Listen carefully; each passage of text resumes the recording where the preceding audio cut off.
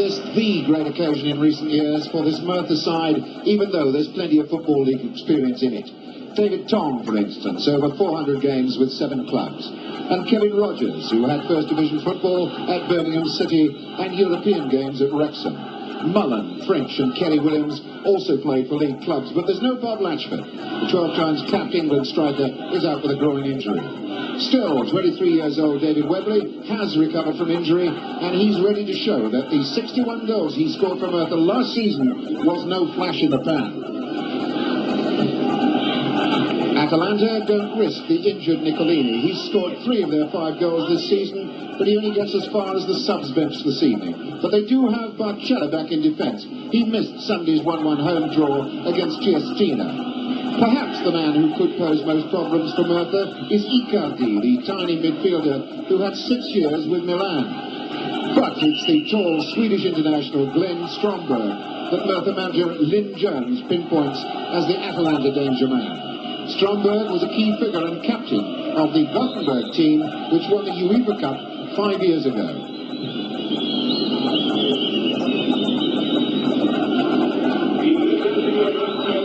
Referee tonight from Luxembourg, Charles Gilson. And so the big test for Merthyr's European ambitions begins. Blue and black stripes of Atalanta. Defending the goal on the left, in front of the new terracing that's been put in specially for this game. This whole team of Merthyr, of course, part-timers. Average wages for playing for Merthyr at the Treforest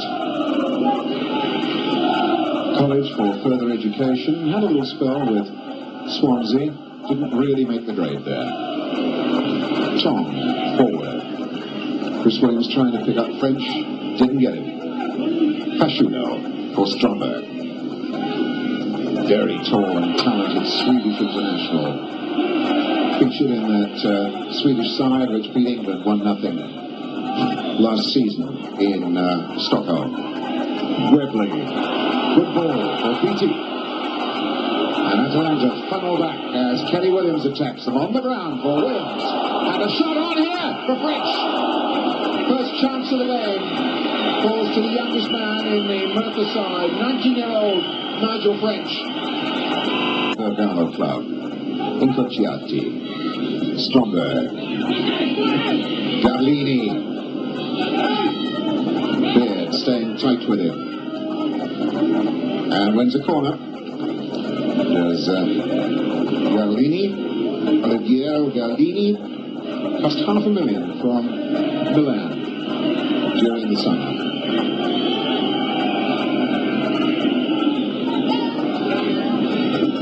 E.C.W.C. with the corner. Oh, let that one go a bit. Prandelli. Bashuro putting pressure on Mullen. BT. E.C.W.C. Well tackled out of it then by French. Andy Beatty for Kelly Williams. And immediately Atalanta get 10, 11 men back there. Or 8 men back there on the ball. And not satisfied with strength in numbers, they have to put the foul in as well.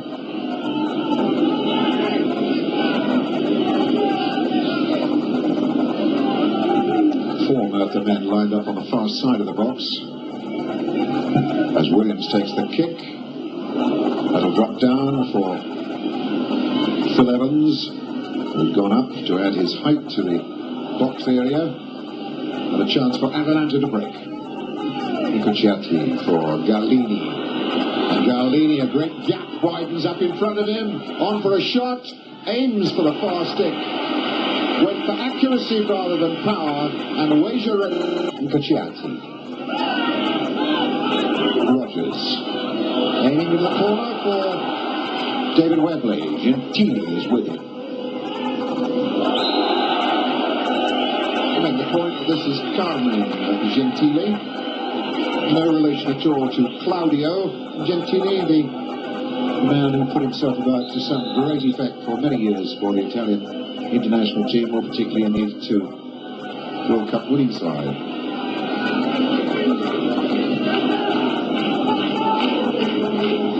Corner which Rogers will take.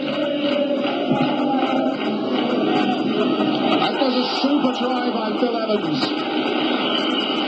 Really powerful header. Roger Mull. Kerry Williams swinging this deep to the far post. And a chance for Rogers to hit it low. That'll be on for French. Oh! That was travelling, and Fiotti is arguing with his defenders now for allowing French to have a free whack at that ball. And Martyr's supporters now getting up some noise for their side. Spared. Spared, taking his time. That's Andy Beattie gets there, but he was hurried into his work. And the goalkeeper's wandering around all over the place. And, yes, far too many steps. Indirect free kick. A yard inside the box. Let's see what Merthyr make of this.